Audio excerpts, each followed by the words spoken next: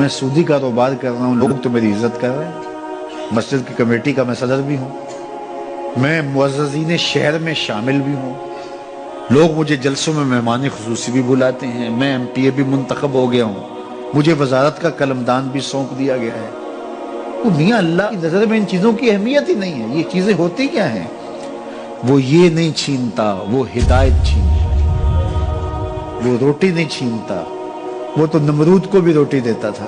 اس نے کبھی سورج کو منع نہیں کیا کہ اس کے گھر میں روشنی نہ کر، یہ حامان کا گھر ہے، یہ قارون کا گھر ہے، یہ میرے دشمنوں کا گھر ہے، اس کے گھر میں روشنی نہیں ہونی چاہیے۔ چاند کو کہتا ہے اپنی کرنیں بکھیر، سورج کو کہتا ہے اپنی روشنی بکھیر۔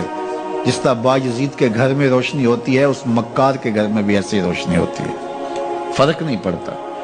تو وہ کرم نوازیاں تو نہیں رکتی، لیکن اللہ جب کسی سے ناراض ہوتا ہے تو اس سے ہدایت کی توفیق سلب کر دیتا ہے، تو اعلان جنگ ہوتا ہے۔ تو پھر وہ ٹکرے بھی مار رہا ہو تو اس کی رسم کی نماز ہوتی ہے، اس کا ماتھا جھک رہا ہوتا ہے، دل نہیں جھک رہا ہوتا، کیونکہ ہدایت سلب کر دی ہے۔ جب اندر سے روح ہی نکال لی جائے تو باقی بچتا کیا ہے؟ یہ بات ذہن میں رکھیے گا کہ اللہ تعالیٰ جل شانہ نے ہمیں جن کاموں سے روکا ہے، جن کاموں سے منع کیا ہے، ان کاموں کے کرنے میں ہمیں کبھی بھی بھلائی اور خیر نہیں مل سکتی۔ یہ ہم جب اچھی طرح سے ذہن نشین کر لیں، اگر اللہ پر ہمارا یقین اور یقیناً اس پر ہمارا ایمان ہے، تو پھر وہ امر جو اللہ کی طرف سے جن سے روک دیا گیا تو ہم کبھی بھی ان کے قریب تک نہ جائیں، اور جن کاموں کے کرنے کا اسے حکم دیا گیا اس کی حکمتیں نہ بھی ہمیں معلوم ہو۔